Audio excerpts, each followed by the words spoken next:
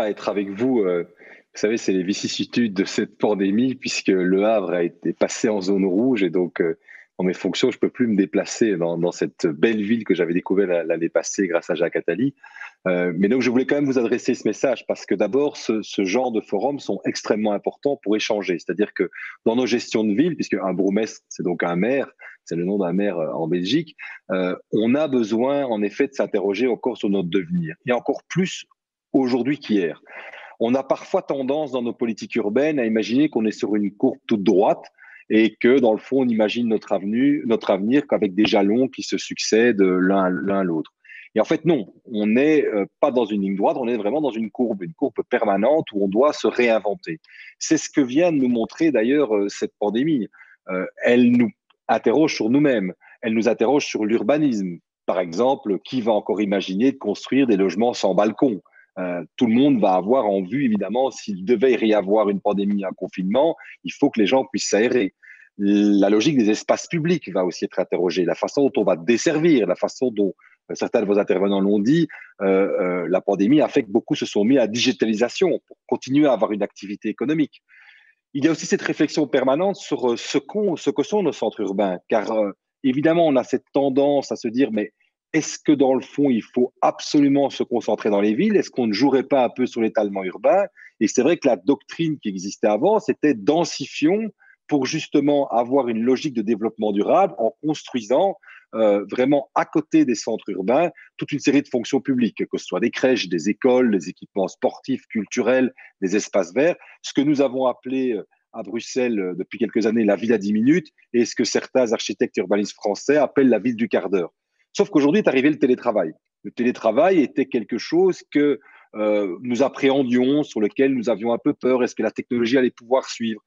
Aujourd'hui, croire que nous allons développer sans télétravail n'a aucun sens. C'est clair que les gens vont l'adopter. Alors, on ne va sans doute pas télétravailler de façon permanente, mais il y aura une part de notre temps dans les entreprises qui va être en télétravail, qu'on va donc limiter le déplacement, ce qui n'est pas mauvais pour la durabilité de nos écosystèmes, mais qui va quand même créer de nouveaux défis urbains. Ça veut dire que certaines économies, certaines entreprises, ces petits snacks, ces petits restaurants, tout ce qui fait ces petits magasins de détail qui servaient aussi à tous ces employés qui venaient, ce que nous appelons dans notre jargon à Bruxelles des nafteurs, ce sont donc des gens qui viennent travailler à Bruxelles mais qui sortent habiter en dehors de la ville, eh bien, vont venir moins. Donc, la façon dont la ville va se construire aujourd'hui après cette pandémie doit nous permettre de nous interroger. Et donc, l'important dans tout cela, moi, je crois, vous avez mis comme titre que l'innovation était en tout cas un des grands défis.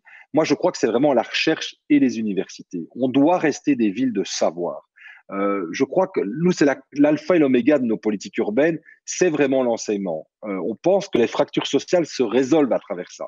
Parce qu'on a beaucoup de discours sur les économies circulaires, sur la façon dont on peut recycler les choses, dont on réfléchit à l'urbanisme, mais sans travailler sur le positionnement de l'enseignement et la façon dont les gens ont accès à l'enseignement, on voit bien qu'on n'arrive pas à lutter contre les inégalités et surtout que l'on continue à avoir des quartiers qui sont des NAS, c'est-à-dire dans lesquels les gens restent enfermés et qui ne sont pas des SAS. C'est-à-dire les gens sortent de leur quartier pour découvrir un autre monde, et découvrir l'autre aussi.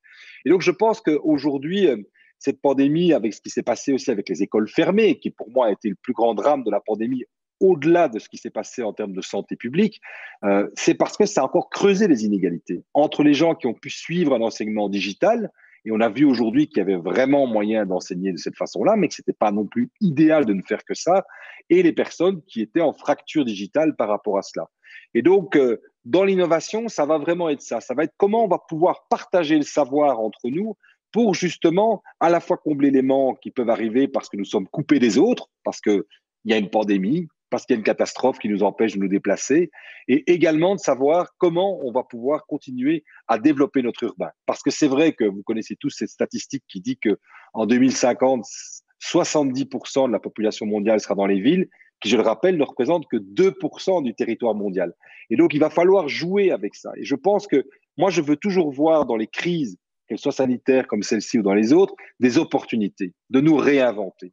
De nouveau, nous ne sommes pas dans quelque chose de linéaire quand nous gérons l'urbain. Nous avons des chocs et les chocs comme le disait Noam Chomsky, c'est quelque chose qui doit permettre une dynamique, quoi. La dynamique des chocs, elle est aussi positive dans nos vies. Et je veux vraiment voir dans cette pandémie, qui, je le rappelle, n'est pas finie, et dans la façon dont nos systèmes de soins de santé aussi doivent être réinventés, même si on peut dire qu'ils ont tenu à beaucoup d'endroits, même s'il faut continuer à investir dedans, il y a dans ces chocs des choses salvatrices qui peuvent nous faire repenser nos devenirs urbains.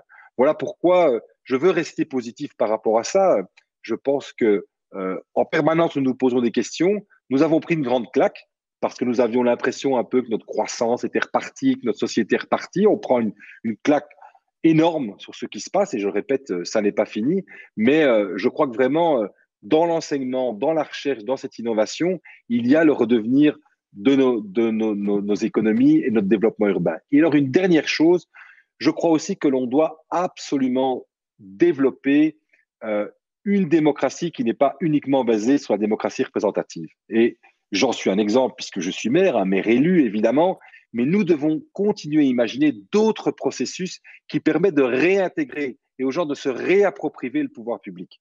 Parce que sinon, nous allons continuer à avancer dans des chemins différents et vous le voyez, les extrêmes se développent un peu partout. Il faut vraiment aller chercher la parole dans les quartiers, la parole dans ceux qui ne s'expriment pas et réfléchir avec les techniques du tirage au sort, avec les techniques du panel, avec des professionnels qui travaillent de plus en plus pour que ces gens rentrent dans un process de validation de ce que nous développons pour eux, dans le fond, qui sont par exemple les équipements collectifs de leur quartier. Voilà pour moi les grands défis de demain.